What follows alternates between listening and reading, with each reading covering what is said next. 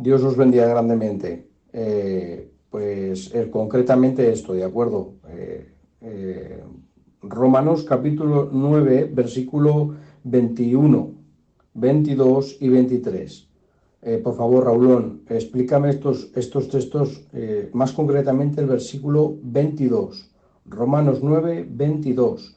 Los vasos de ira preparados para destrucción. Esto es, ¿quiénes son? Vamos, ¿de acuerdo? Si es basado a la preexistencia, soberanía de Dios o es basado en el libre albedrío. Amén. Pues bueno, para explicar un poquito mejor, dentro de mi poca capacidad, hermano, y de la torpeza que tengo, no se puede explicar un texto fuera del contexto. Si os parece bien, como este capítulo 9 del libro de Romanos es un capítulo, capítulo 9, capítulo 10, capítulo 11, que es utilizado muchísimo por la teología reformada para apoyar la, la elección incondicional y el decreto divino basado en la soberanía.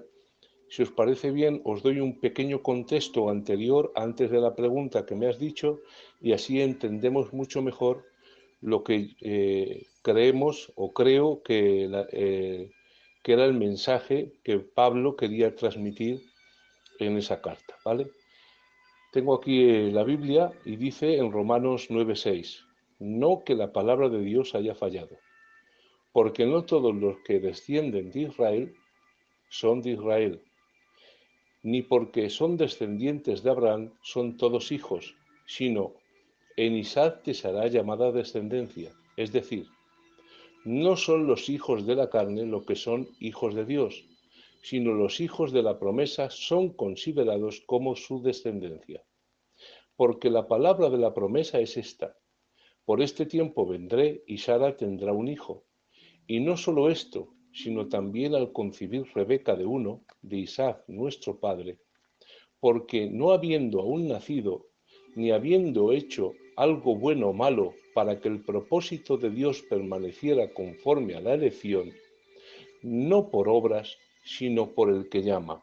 Le fue dicho, el mayor servirá al menor, como está escrito, a Jacob amé, mas a Esaú aborrecí. ¿Qué diremos entonces? ¿Acaso hay injusticia en Dios? De ninguna manera. No que la palabra de Dios haya fallado, porque no todos los descendientes de Israel son israelitas. Aunque estos son los argumentos que tenían los judíos que está contradiciendo el apóstol San Pablo. Aunque Israel en la carne eran descendencia de Abraham, eran repudiados porque no creían en Cristo.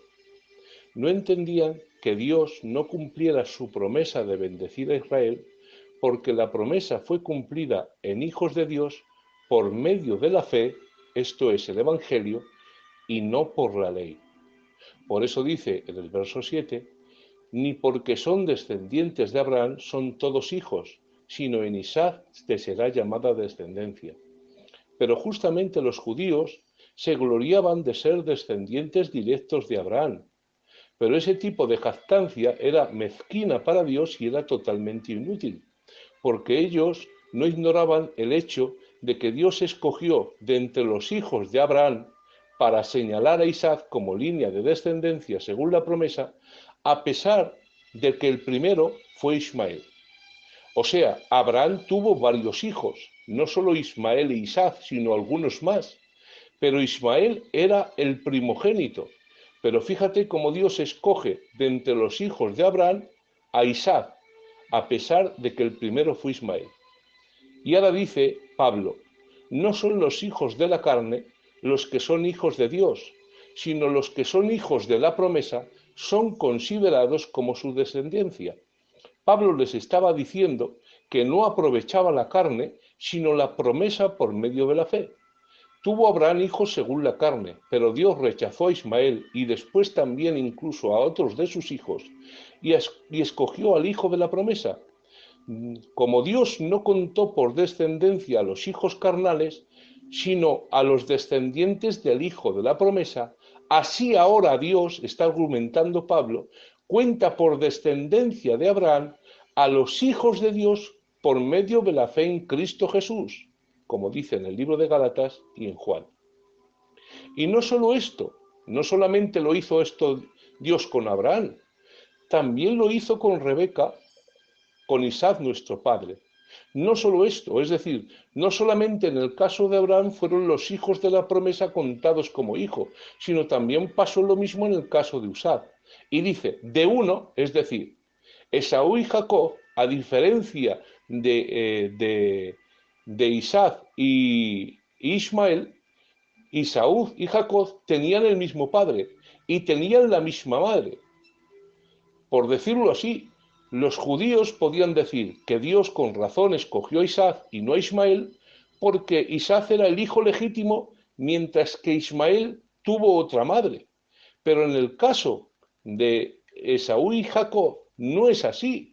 No es que Isaac fuera el legítimo e Ismael viniera de otra mamá. Es que en el caso de Esaú y de Jacob, los dos son hijos legítimos de los mismos padres. Y además de esto, Dios no escogió al primogénito. Por eso dice en el verso 11, porque no habiendo aún nacido ni habiendo hecho algo bueno o malo para que el propósito de Dios permaneciera conforme a la elección, no por obra, sino por el que llama, le fue dicho, el mayor servirá al menor. La base de la elección de Dios en este caso no fueron los hechos de los dos hijos, porque fue hecha la elección aún antes de nacer ellos. Dios había realizado y cumplido sus planes según su propio juicio y derecho, aparte de las consideraciones o juicios humanas. Y por escoger Dios a Jacob y no a Esaú, fíjate tú, que no se quejaron los judíos.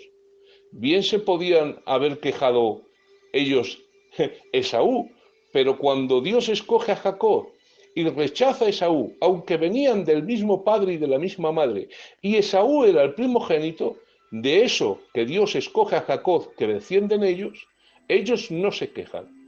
Ellos no dicen nada, lo dan por bueno. Así que Pablo les dice que ya que ellos no se quejaron cuando Dios escogió a Jacob y no a Esaú, aunque Esaú era el primogénito, ahora no debían de quejarse de que Dios escogiera a los gentiles por el Evangelio y que sean hijos suyos según la promesa y no según la carne. El mayor era Esaú y el menor Jacob, pero a pesar de ello, lo que Dios determinó hacer, que fue la elección, no fue en base a ningún plan u orden humano.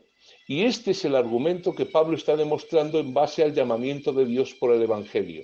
La elección o salvación eterna de personas no está aquí hablándose ni está aquí bajo consideración. No se está hablando aquí de predestinación o elección eterna de salvación. Lo que está exponiendo Pablo es la realidad que está sometiendo a debate y explicación, es que el plan divino para salvar al ser humano, el cual no está basado en razonamientos humanos ni en méritos contraídos. Dios está alegando que sólo Él tiene la capacidad de decidir con total libertad de qué forma y de qué manera el ser humano tenía que ser salvo. Y qué debía Dios exigir al hombre para que lo fuera. Dios había decidido que no se iba a salvar nadie por méritos contraídos, por las obras de la ley, ni tampoco por mera descendencia humana. Todo eso se lo atribuían los judíos a sí mismos. Tenían méritos, eran justos porque ellos decían que cumplían la ley, y al ser descendientes de Abraham ya creían que por simple nacimiento natural tenían que ser salvos. Y eso Dios lo está contradiciendo. Lo vuelvo a repetir. El capítulo 9 no está hablando de predestinación o elección eterna de salvación. Lo que Dios está debatiendo es, Pablo está debatiendo es el plan divino para salvar el ser humano, el cual ese plan no está basado en razonamientos humanos ni en méritos contraídos. Dios está explicando que Él tiene la capacidad de decidir con total libertad de qué forma y manera el ser humano tenía que ser salvo. ¿Y qué debía Dios exigir al hombre para que lo fuera? Y Dios había tomado una decisión totalmente libre.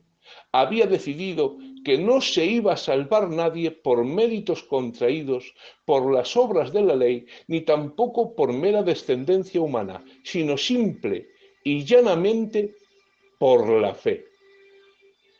Por eso leemos en el capítulo 10 que aunque rechazados como nación, los judíos podían y todavía pueden ser salvos como individuos. Por eso Pablo oraba por su salvación. La clave en ese capítulo es la justicia, porque los judíos querían justicia, pero trataban de obtenerla de la manera equivocada. Los fariseos, que en los tiempos de Jesús se jactaban tratando de, o gastaban su energía tratando de alcanzar una posición correcta ante Dios, pero hacían sus obras en ignorancia. La Biblia nos dice, que Pablo dice en ese capítulo, son celosos de Dios, pero no según ciencia. Y la Biblia hablaba de dos clases de justicia, la justicia por obras, que viene de obedecer la ley, y la justicia por la fe, que es el don de Dios a aquellos que confían en su Hijo. Los judíos no querían someterse a la justicia de Dios por la fe, porque su orgullo racial y religioso los alejaba de la simple fe y los arrastraba a una religión ciega.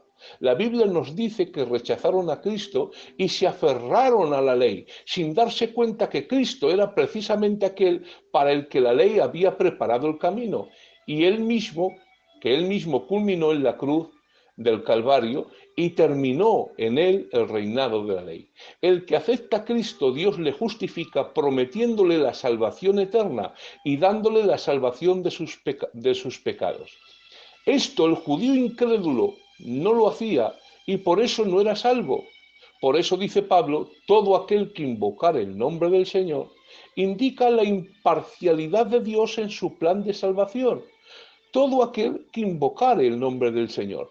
Por eso, en la actualidad, no hay diferencia entre judío y gentil, aunque bajo la ley de Moisés la había en cuanto a los pactos. El judío incrédulo todavía se gloriaba en su diferencia nacional y rechazaba cualquier cosa en la cual tuviera que participar con un gentil. Y aun de los judíos que obedecieron el Evangelio, algunos de ellos, los judaizantes, quisieron obligar a los conversos gentiles a identificarse como judíos por medio de la circuncisión en la carne, pero en Cristo no había ninguna diferencia. Pero solo Dios, quiero que te quede muy claro esto, tiene la capacidad de decidir con total libertad de qué forma o manera el ser humano tenía que ser salvo y qué debía Dios exigir al hombre para que lo fuera. Y Dios había decidido que no se iba a salvar nadie por méritos contraídos por obras de la ley, ni tampoco por descendencia humana, sino simple y llanamente por la fe en Cristo. Por eso sigue diciendo Romanos 13, como está escrito, a Jacob amé, mas a Esaú aborrecí. Esto está escrito en Malaquías y no fue dicho a Rebeca antes de nacer los gemelos, sino centenares de años después de muertos ellos. Amó a Jacob, la nación judía, en el sentido de preferirle para la descendencia escogida, jamás para salvación, y aborreció a Esaú, a la nación edomita, en el sentido de no preferirle. Esta es una manera oriental de mostrar un contraste. Dios amó a Jacob en el sentido en el que libremente decidió escogerle como padre de la nación prometida sin mirar los requisitos humanos, pues era el menor. Y aborreció a Saúl en el sentido de que libremente decidió no escogerle a pesar de que humanamente reunía los requisitos para ser escogido por delante de Saúl, pues era el primogénito. Esta profecía de Malaquías tuvo que ver con dos naciones, no con dos individuos. Por lo tanto, los que basan en estos pasajes la predestinación calvinista se equivocan, porque no está hablando de personas, está hablando como Dios escoge naciones, lo que he hablado antes, de que Dios escoge corporaciones para ser predestinadas. En este caso escogió a Israel, escogió a la Iglesia, y el que está en la Iglesia está predestinado para ser salvado. Al escoger Dios a Jacob en lugar de Saúl, sirvió como ejemplo para mostrar que Dios no es controlado por conceptos humanos, como la primogenitura, la tradición cultural o las obras, a la hora de la elección, sino que es totalmente libre en sus decisiones. Y dice el verso 14, ¿qué decimos entonces? ¿Hay injusticia en Dios? De ninguna manera, dice Pablo. Si Dios era libre para escoger a los judíos y no a los edomitas, descendientes de Esaú, y no hubo ninguna injusticia en eso, Pues los judíos estaban perfectamente de acuerdo con esa elección. En otras palabras, estaban gozando de que Dios hubiera escogido a Jacob y no a los descendientes de Saúl. Se frotaban las manos. ¿Por qué, dice Pablo, tenía que ser injusto Dios en sus demás elecciones referente al Evangelio? Mira qué poco te quejas, Israel, judío, de que Dios te escogiera a ti, a pesar de que no reunías ni los requisitos humanos para ser escogido. Pero como no fuiste, no reunías los requisitos humanos, que no eras el mayor ni el primogénito, y encima eres un hombre con un carácter un poco débil, a diferencia de Saúl, Dios te cogió a ti. Y mira qué poco te quejas ahora. Mira qué poco te dices que Dios es injusto. Y ahora que Dios decide elegir que se va a salvar, nadie se salva por obras de la ley, ni por méritos humanos, ni por pertenecer a una nación, sino por la ley. Entonces, ahora sí que es injusto Dios. Ahora sí te quejas, israelitas, judíos, ahora sí os quejáis, dice Pablo, de ninguna manera. El judío inconverso no tenía razón al acusar a Dios de injusticia por haber escogido salvar a los gentiles que han creído en Jesús y por presentar esa salvación a todo el mundo por medio del Evangelio. Dios había decidido libremente que no se iba a salvar nadie por méritos contraídos, por obras de la ley, por descendencia humana, sino simple y llanamente por la fe en Jesucristo. Y ahora seguimos un poquito más en Romanos 9:17. Porque la Escritura dice de Faraón: por esto te levanté para mostrar en ti mi poder y para que mi nombre sea proclamado en toda la tierra. Así pues, del que quiere tiene misericordia y al que quiere endurece. Me dirás entonces: ¿por qué pues sin culpa? Porque ¿quién ha resistido a su voluntad? En todo caso, hombre, ¿quién eres tú para que alterques contra Dios? ¿Dirá acaso lo moldeado al que lo moldea: ¿por qué me hiciste así? ¿O no tiene potestad el alfarero para hacer de la misma masa un vaso para honra y otro para deshonra? ¿Y qué si Dios, queriendo mostrar la ira y hacer notorio su poder, soportó con mucha paciencia los vasos de ira preparados para destrucción? Dice, porque la Escritura dice de Faraón: para esto mismo te levanté, para mostrar en ti mi poder y para que mi nombre sea proclamado en toda la tierra. Así pues, del que quiere tiene misericordia y al que quiere endurece.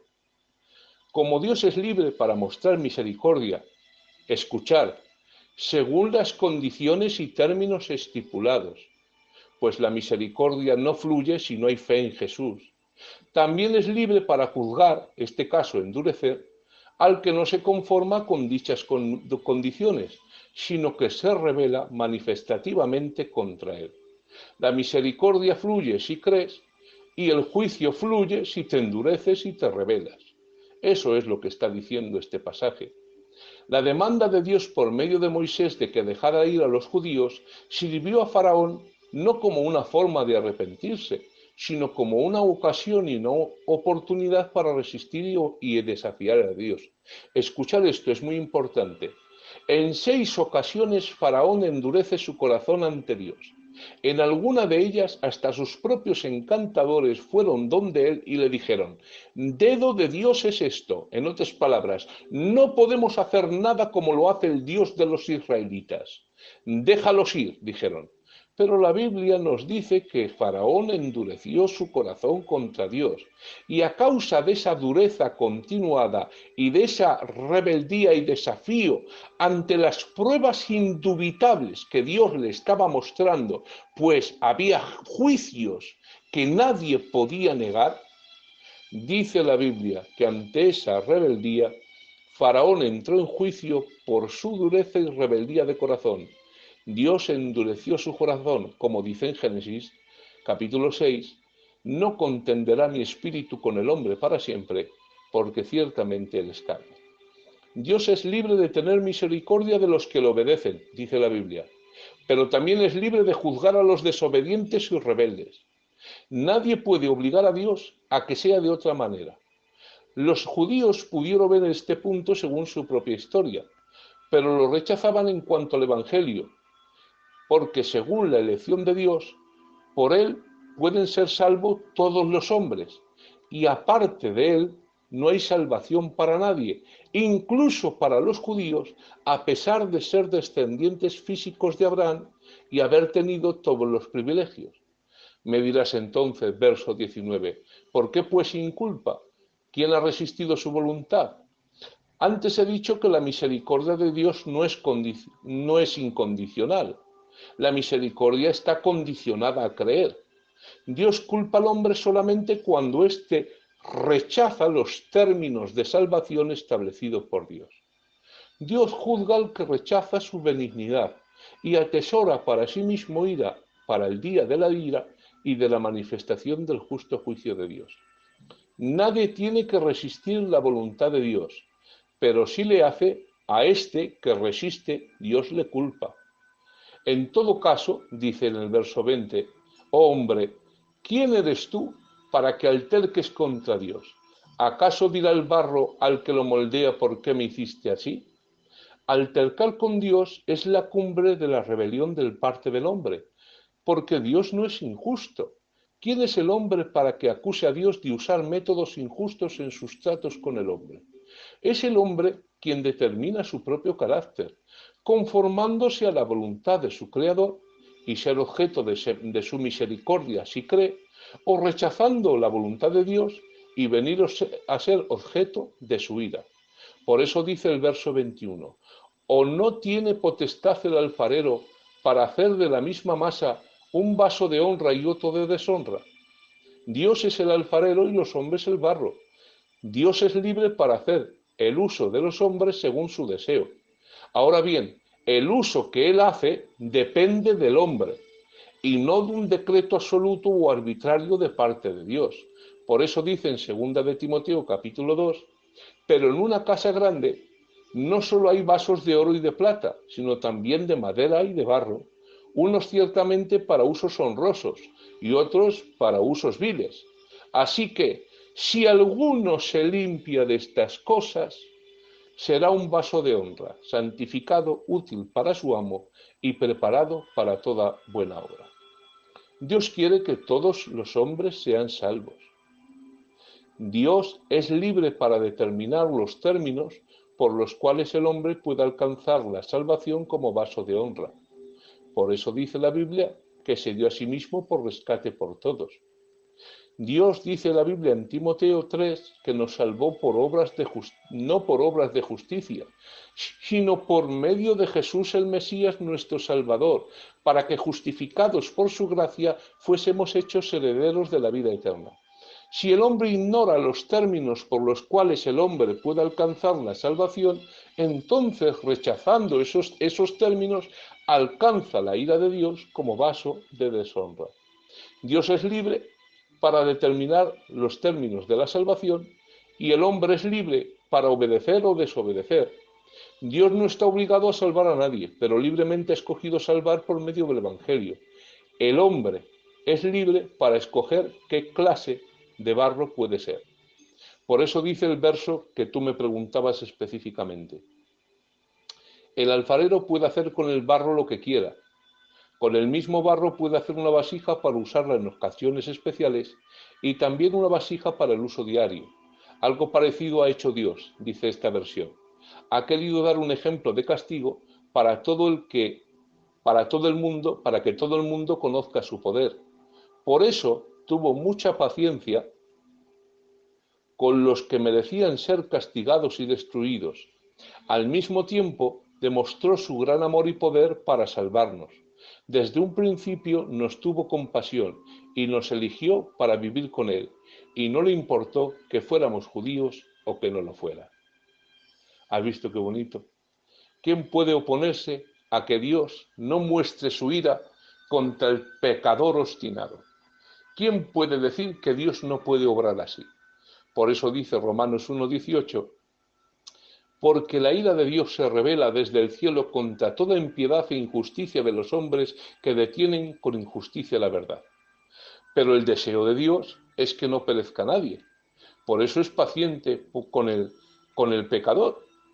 Pero si el pecador se prepara a sí mismo por medio de un espíritu rebelde como un vaso para deshonra, Dios puede manifestar en él su justicia y su juicio, como ocurrió en el diluvio, como ocurrió en Sodoma y Gomorra y como ocurrió con Ananías y Zafira.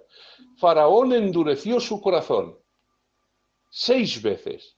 Y dice Romanos 2:5, pero por la dureza y por tu corazón no arrepentido, atesoras para ti mismo ira para el día de la ira y la revelación del justo juicio de Dios. Y la paciencia de Dios le soportó, hasta 6 veces endureció su corazón ante pruebas indubitables. Por eso dice Romanos 2, o menosprecia las riquezas de su benignidad, paciencia y longanimidad, ignorando que su benignidad te guía al arrepentimiento, hasta que llegó el momento que resistió tanto a Dios que Dios le juzgó. Por eso dice la Biblia en el capítulo 1, verso 18, porque la ira de Dios se revela desde el cielo contra toda impiedad e injusticia de los hombres que detienen con injusticia la verdad. La frase vasos de ira, como también la frase en el versículo siguiente, los vasos de misericordia, se refieren a una categoría de gente, no a individuos en particular. No hay predestinación basada en la soberanía, sino en un obrar y actuar divino ante el comportamiento y respuesta del ser humano y su rechazamiento de la salvación. Espero que esta breve exposición te haya ayudado con las dudas que tienes. Un abrazo muy fuerte y que Dios te bendiga mucho.